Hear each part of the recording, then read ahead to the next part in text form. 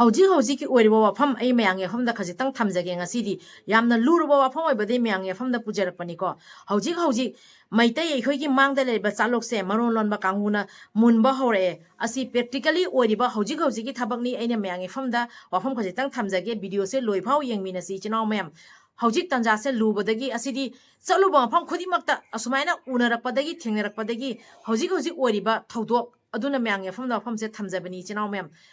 Meetei aikhoi gi mangda leba chalukse atopa marolonba kanguna munba haure mungalae adudi akhoi hujik kari toba tai habagi wafam imtang mayang yafamda thamjage aikhoi gi karbar loisalai basisu karino abado mayang yafamda haijage asumaina apik padagi achoba thodangni lokhalaktori base Meetei aikhoi gi mangda leba chalukse atopa kanguna munba haure asida Meetei aikhoina wakhan yamna tadaba asida Meetei aikhoina su kari togani khangdaba yamna ubadagi wafam se ina pujarakpani chanaw mem adudi video se loiphau yengminasi chumagana chummi haibi chanaw mem lalagana lalena su haibiro kari su kaide adubo haribo wafam sidi tasengmakna asengba oiriba thabakni mayang fam nai hojik haidori base hojik oiriba thabak hojik thoiba thodokni mayang fam da ina haijadoribo wafam se chanaw mem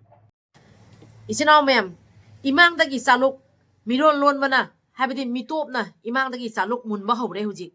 yamna arubo wafam tang mayang yafamda thamjage ko hojik aduki matik lurba tanja ama situation ama ubadagi practically si thengnabadagi mayang yafamda wafam je pujarakpani Meetei aikhoi gi imangda leiriba chaluk se miron mitop lonba kangu singna chaluk se munba hore wari se karino haibase mapum phana mayamda haijarake video se loibha yengbiu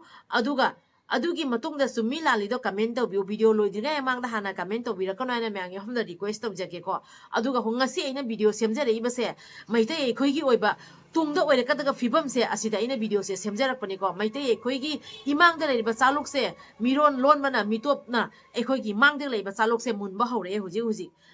yum ama saba matamda ai wari se haijarake adu mamangda example amtang pijaram geba aina haidriba wari se kaino asige mangda example amtang pijarake yum ama saba matamda building ama horpa matamda saugharba building do chek ama mam lolaga building se sarpane ba adumaina huji ahambagi step ta chek ama hongarpa matamda chek ani hongalakpa matamda akoina si cheksal hodragi cheksal hodaba taragadi yum se yam sauna makoina sagrane ba Meetei khoi gi imangda leiba chaluk se mitop na miron lon mana chaluk se munba hore eba karino wase haijarage asigi phadi matangdagi ina wafam se pujarakpani aikoina sariba asi phadi macadagi hauraga asi phadi su haine khudai matek su haine ko khumbi su haine ko asiguma khudai khudum mari makhai sangma khudum ahum makhai sangma khudum akoi adugi matik mai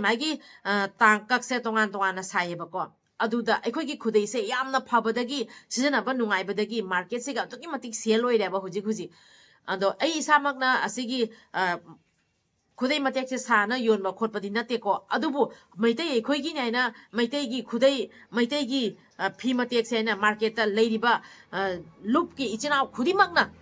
adugi matik pamne sijanare adudari market ta changuba khudimakta leiriba jati khudimakna Meetei gi khudai se thiba hogale asi yamna phaitan jasiga do phatabas laiyaba phatabas hairakyaba tin chaba ama changeyaba tin chari bese kaino asi myam haijarakyaba ko ado Meetei gi khudai se market ta togi matik sel oirapadagi thoram khudimakta aikhoi Meetei gi su thabak thoram khudimakta aikhoi Meetei gi luhongba bu oiraga su lana thoram bu oiraga su aikhoi gi thabak thoram khudimakta phiroida aikoina khudum manga makhai sangba adugumba khudai mate kaya su akhoi phiroido sijanare ba ko adu tanatana mayang sengna su ria use toba matamda yamna nungai haina atoba lebe chinaw mayamna su sijanare ba ko haujik asida kari effect laino kari tin chari bano Meetei khoi gi mangda leba chaluk se atopa marolon ba kangu singna karam haina mulle atopa kangu singna mulli se karino asigi tanja sigi wafam se mayamde haijara kya ba ko atopa zatina Meetei aikhoi gi mangda leba chaluk se mulle haibagi wafam se ase haijarage koi chinaw mayam Meetei aikhoi gi oibagi tungda oirakadaga fibam do ado hojik cheksal laudragadi yamna asoiba laani ana wafam se thamjabani koi chinaw mayam aikhoi gi khudai se aikhoi gi phadi se market ta yamna pamnabadagi jati khudimakna pamnabadagi number 1 da demand leibadagi market ta leiba dukan khudimakta Meetei gi khudai se thiba lakpadagi Meetei khudai se dukan khudimakta thamniyaba ko asidi yamna pharina ko aduda tin chaba ma changa ibase maite aikhoi gi mangda leiba chaluk se atopa kanguna aikhoi gi mangda leiba chaluk se munly base asi kaino haira agya ba atopa jati na maite aikhoi gi khudei siga phadi siga sap manana makhoi na muk saba haure basiga phi se gi quality mana rakte ichino mem maite gi phi se maite gi phi se quality phai amadi season aba nunga hena mem na pamna bani market number 1 ta bani ba haujik atopa kanguna aikhoi gi khudei siga sap mana ba phi saraga puthore market ta sai thore adubo phi sigi quality mana rakte maman khara ta na pi re phi sigi quality mana raktare asida kari lai haibada asaigi market ta aikhoi gi phadi sina number 1 ta duna leiriba aikhoi gi phizol se aikhoi gi phi se asi se asaigi atopa kanguna sarakpa matamda market ta aikhoi gi market value se down so lae aduga maite aikhoi na sajariba nongmagi aikhoi na sen tanbagi lambi semjari base asi lambi su kaklak pania bako aduga asagi akhoi gi phi sina yam phayena myamna pamnaram do phi se amuk phata baronda puthoya ba moina phi se phata boina phi se saya ba maman na khadi hongba aduga tanja sida muka haiga da badi asida muk yamna kanna season na rei base aikhoi meitei singna sum asagi aikhoi gi meitei gi phi sina khajitang lupa manga tara hen badagi asagi mitop kanguna saraga market ta sandoraiba maman khajitang hongaga phi khara phatabado aduna hena aikhoi meitei singna leiraga season aba haureaba asidane aba aina khwaidei yamna ngai base aikhoi gi tungi lambi oiriba aikhoi leiriba ima iche ichin inaw mayam sena nongmagi sen tanbagi lambi thoga aikhoi gi chakhot chaningai oiriba aikhoi gi saktam aikhoi gi sak taiba adugumba aikhoi gi meitei gi phi aina mayamna khangnaraga demand da leiriba phi se meitei aikhoi na bhauna aikhoi gi demand se karamaina aikhoi gi demand se aikhoi na thamdori bano haibase asigi wafam se aikhoi na khanda dabagi asaigi mitop kanguna puthoraiba meitei ga sapmana na saraga phi di quality mana dare maman khajitang honge aduda meitei aikhoi na su asaigi luhongba khangde sorat khangde haibadi chupsa thorom khangde thorom khudingmakta asaigi mitop kanguna saraga puthoraiba maman khara taba phadi do adugi khudei do ene season na reyaba tawri base kaino meitei aikhoi na haujik khanda haudragadi karam matamda khanda dori banaba aikhoi gi mangda leiba chaluk se makhoi na mulli baniaba ado hojik asugama step macha sidagi aikhoi na section haudradi karam matamda section dori banaba ase yamna laina khanbi ganu aduga amukam haiga dabadi meitei gi phi hobada numit yengi phi kakpada numit yengyaba aduk laina atopa kanguna meitei gi khudei ne meitei gi khudei gi saktam manana saraga hekta meitei gi khudei ne market ta puthokpa matamda meitei ekhoina kari gi leidori bono meitei ekhoina kari gi season na dori bono kari gi leidori bono haibagi maramna meitei ekhoina semiba puthoreiba khudei siga makhoina puthoriba khudei duga quality manade aduda kari oirakani abada meitei gi khudei gi ngasi market ta leriba demand jati khudimangna meitei gi khudei pami base asai gi makhoina puthoriba phido phattabagi matung ina meitei gi khudei phatte haibagi meitei gi khudei se phatte haibagi publicity achawam chakhrani meitei gi khudei se phatte aina mina hujik toriba demand se a lowest oirani meitei gi khudei gi demand leire royaba aduga meitei ekhoina phi hobo matamda thaban hauraga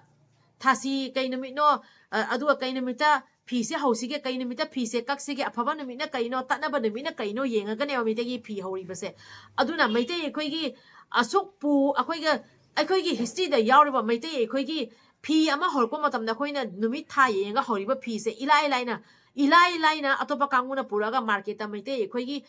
asuk phajagraba phi sibo makhoina market ta down chalhanaba lambi ma silayaba aduna akhoi gi meitei gi dukan khudimakta maya atopa mitopna puthoreiba phi se thambiroi si ko ichinaw mayam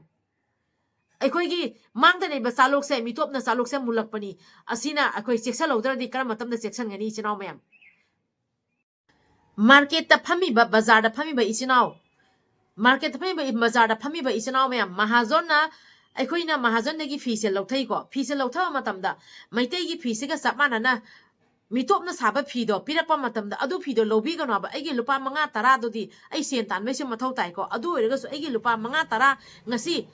lupa manga tara khak tan bagi tamakta meitei ekhoi gi demand se nongma gi handarak tor bani ko na di matam amada meitei gi khudei se phatte na mina leininga aroya ba atopa mitop panguna di misinda अदुकी मतिक सारगा से market सिमा लोइना संदोबनी अब मफम मफम दा संदोबनी से चलु चलु मागी दा मैतै फीगा समाना ना मयांगना सारगा अतोप कांगुना सारगा पुथोरे एबा को अदुबु फी मानादे क्वालिटी मानादे मै असि से मैतै एखोइ पुनम खंगी बनी खंगना मैतै एखोइना असाइगी मिटोपना पुथोरिबा फीसे सिजनै मैतैना योन मैतैना फैमा दुकान दसु अदु फीदो पुरागा थम्मियाबा अदु मैतै एखोइगी दुकान दा अदु फीदो थम्बीगनुआबा अदुगा लोइना एखोइ मयामना तंजासिदा मैतैगी असुगुम्बा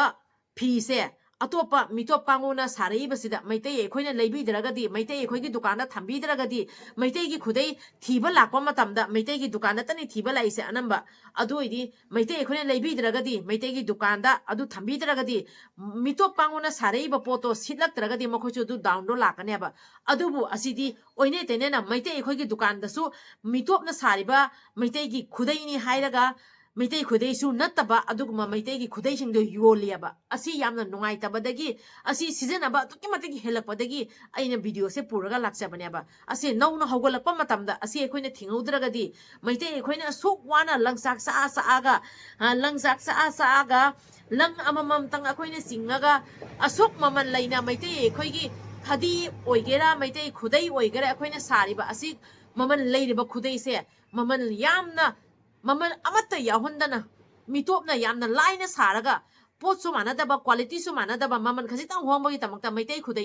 खुदैनी हाइना पंगजोंदा जोलगा मैतै खुदैनी हाइना मैतै खुदैगी मिंचचु थिहनबा मैतै मयामगी नोंगमगी अखोइना अदुगै सेंतान लम्बी खरक तालिबा अदुगै सेंतान लम्बीसु कथटपा मैतै खुदैगी मिंचचु थिहनबा अदुगा मतम अमददी करी ओइरानी हाइबदा मैतै एखोइना नोंगमगी युमदा खजितंग साजरिबा फीसे कोनदी असिगी फीसिगी भेलू लेरा अरोयबा मीना पामक्तरगदी मीना लेहिरक्तरगदी अखोइना सारुबगे कै कानादोइनाबा मैतै एखोइ खक्तना मैतैगी खुदै मैतैगी फदी सिजनबा नतेबा अतोपा कांगुना यामना हेना सिजनरपदगी हौजी अखोइना असिगी फीसिगी मार्केटता ममन हेनगलइनेबा अदुबु तंजासिदा मयांग हाइबदी अतोपा कांगु सिंगना असिगी फीसे पुथोरागा असिगी फीसे योलईबसिदा एखोइगी लेइबा Meitei इचनाव सिंगनासु लुपा 5-10 खक्की तमक्ता हाइरिबा मैतैगी फीनेना Moina योलिबा अतोपा कांगुना सारैबा फदीसे season बिगनु हाइना request तौजगे हाइना video से पुजरपनी इचनाव म्याम अदुना मैतै एखोइगी मांगदा लेइबा चालुकसे असि मखोइना मुनबनी हाइबदा करी काइगेबा मैतै एखोइगी मांगदा लेइबा चालुकसे मखोइना मुनलकपनियाबसे असुमाइना स्टेप अमम तौरगनि मैतै एखोइगी लंबी से कक्लैबसे अदुना वाखन खंदमिनसी असि एगी ओइबा वाखनलोन मयांग यफमदा शेयर तौजबनिको असि चलुबा उरबा मफम खुदिमक्ता होजिक्ति लुहोंबा ओइगेरा अदुगा थौरम मैतैगी थौरम खुदिमक्ता असाइगी अनंबना मैक्सिमम मैतैगी थौरम खुदिमक्ता एखोइना फिरोइ थाबसे फिरोइ अमम मैतैगी खुदै खुदुप 5 मखाइ सांबा खंदे एखोइगी मैतैगी खुदै सिजनरंबा मैतैगी फिरोइ हापनाबसे हौजिक्ति असाइगी मिटोप कांगुना सेमैबा मैतैगी फिदे खुदैनेना पुथोगा मैतै खुदैदी ओइदबा फीसु फत्तबा ममन खजिता होंबगी तमक्ता अदुदो यामना सिजनबा ओइना उरेबा अदुगै नुंगाइतबा पेंदबा फावबदगी वीडियो से पुजरपनेबदो अखोइ मयामना अखोइगी इनाचे कंदोइनी अखोइगी तुंगी अखोइगी सि कल्चर अमा ओइना अखोइगी सत्तम अमा ओइना लेरिबनेबा अखोइगी मैतै अखोइगी फिजिन मैतै अखोइगी फी साबदा नुमित येंगा ngasi फी हौसी ngasi से फी कक्सी हाइबगी लेरिबनेबा असुगुम कया अखोइगी इचिनाव मयामना सेमिबा सारिबा अखोइगी खुलोन कया से इलाइ लाइना करीसु यावदना मखोइना सारगा मार्केटा मैतै खि फीने पुथोरैबसे अखोइ मैतै अमतना लेबिदबा अमदी मैतैगी लेरिबा दुकान अमतदा थम्बीगनु हाइना अमुका सोना रिक्वेस्ट तौजगे अखोइगी इजाति से करमाइना कंदोरिनो अखोइगी नोंगमोगी इजाति अखोइगी मैतै अखोइगी लंबी से मखोइना कथलकपने बसे अखोइ काउमिनरोइसी चिनाव मैम पिक स्टेप तगी अचौबा मपुम फाना सेमक्तोरिबसे खोंथांग अममदे सेमक्तोरिबनेबको अदुना हाइरिबसिनि मैरिक्तेगी मैजाव हौरिसु हाइनरिको असुमाइना युम अमा सारकपा मतमदा बिल्डिंग अमा सारकपा मतमदा चेक अममम त लोलगा मथोन कयागी बिल्डिंग नि सारइबसे अदुना होजिक अखोइ चेक्सा लौद्रगदी मतम अमददी मैतैगी खुदैसे अतोपा कांगोने सिजनरपा मतमदा मखोइनि Meitei खुदैनेना खल्ला सिजनदोइनेबा अदुइदि Meitei खुदैसिगी डिमान्डसे लेखिद्रा इचनाव मयाम अदुना मैतैगी दुकानदा अमदि Meitei इचनाव सिंगना असुगुम्बा aikhoi Meetei gi khudai ne na maron lon mana puthora ga sari base leibi ga no haina haije ge na video se pujarak pani chinau mem aduga mayam da haije ga dabadi aina wafam se thami base ai gi oiba wakhalon ni ase anambada mayam na su uram gani ko ase aina haijen bara natraga na aseng ma ta semana asi oire bara haibado aduna mayam aina tungda kari oirakani khanbadagi wafam se khajitang share tawjabani Meetei haibasidi maram khudimakta tongali taseng mangna asi khudai siga moina puthore khudai duga manabare yengbiwaba